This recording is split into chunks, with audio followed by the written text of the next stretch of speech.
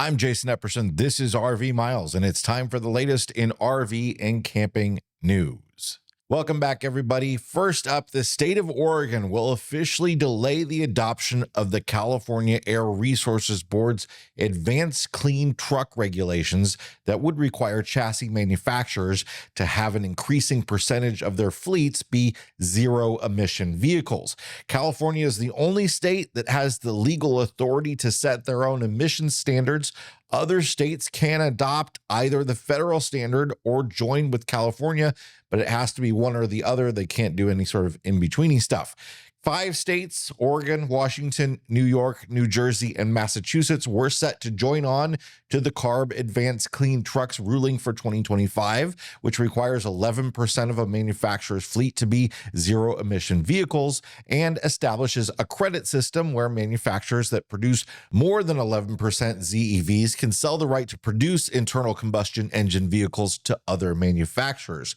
That caused big diesel RV chassis suppliers to tell RV manufacturers that they would not be getting any chassis for these states in the new year, though some are critical of that statement, saying that RV manufacturers could buy those credits, which are going for about $10,000 a piece on the market that CARB has set up, effectively boosting the cost of motorhomes by $10,000. I do want to clarify here, there's been some conversation about this, that folks like Tesla and Rivian have all of these credits that they can sell out. That's not the case. They have to be from a truck manufacturer. They have to be in this range of vehicles that are under this ruling. But where some of the big diesel manufacturers are saying this is unfair is that a company like Ford, which sells Lightning pickup trucks that are legally considered a truck, they have the credits so they can sell their Ford gas chassis motorhomes.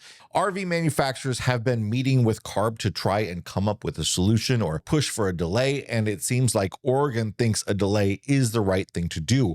Oregon will delay adopting the advanced clean truck regulation until 2026, when Vermont is slated to join in as well, followed by Colorado, Maryland, New Mexico, and Rhode Island in 2027. By 2035, those states are supposed to reach at least 55% zero-emission trucks sold. According to the Oregon Department of Environmental Quality, in 2023, there were 13,275 medium to heavy-duty vehicles sold in the state.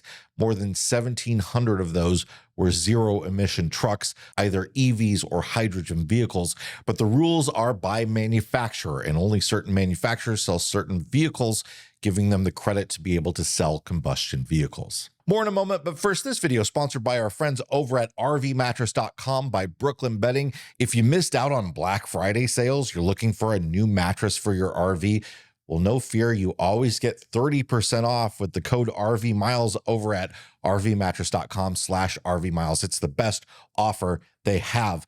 RVmattress.com is where you can get real mattresses for your RV, where you can actually be comfortable as you're heading across the country instead of sleeping on whatever piece of junk the RV manufacturer decided to put in there.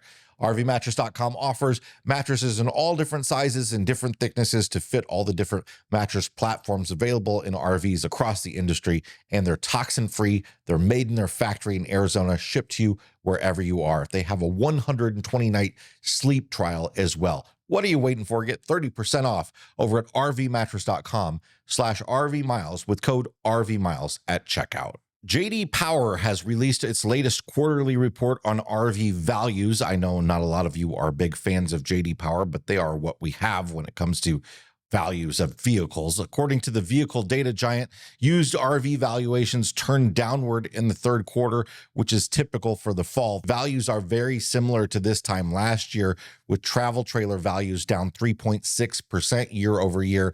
Fifth wheels averaged 0.2% higher. Class A motorhomes were up 1.7% and Class C motorhomes down 2.8%. J.D. Power says inventories and customer demand continue to move in the wrong direction for the industry, but looking at their graphs, what I found really interesting was that RV values cratered back in the spring, and it looks as though, as far as pricing is concerned, that might have been the market low point. I know a lot of that had to do with dealers dumping off 2022 inventory for cheap that had been sitting on their lots for far too long. With the 2 Fed interest rate cuts and an expected third one this month. The RV industry is hopeful that people will be a little more loose with their purchases in the RV buying season, which will hit full swing in the spring of next year. That said, I've heard from one dealer that the actual interest rates they're getting back from banks for customers at this time haven't waned much with these last couple of cuts. The National Weather Service Climate Prediction Center has released its final outlook for the meteorological winter, December through February. Nothing too crazy. The deepest parts of the Southwest and Southeast are likely to have above normal temperatures, while a wider swath of the West, South, and East, including the Northeast all the way up to Maine, are leaning towards a warmer winter. Meanwhile, the Northern Plains and Northwest are leaning toward a colder than average winter.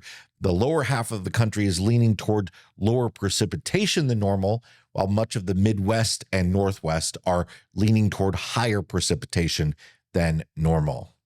A woman is on life support after her RV exploded at a service plaza on the Pennsylvania Turnpike back on November 19th.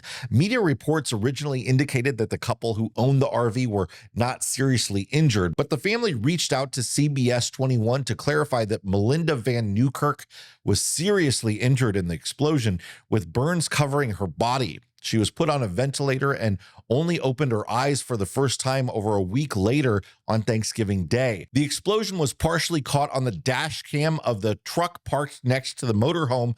The video shows it nearly disappearing in an instant. The fire department blamed the explosion on a propane leak that was sparked by a cigarette. Duane and Melinda VanNewkirk had been traveling to New Mexico, where their son lives, and intended to stay there for the holidays. The explosion also destroyed the couple's Jeep, their only other vehicle, which they were towing behind the motorhome.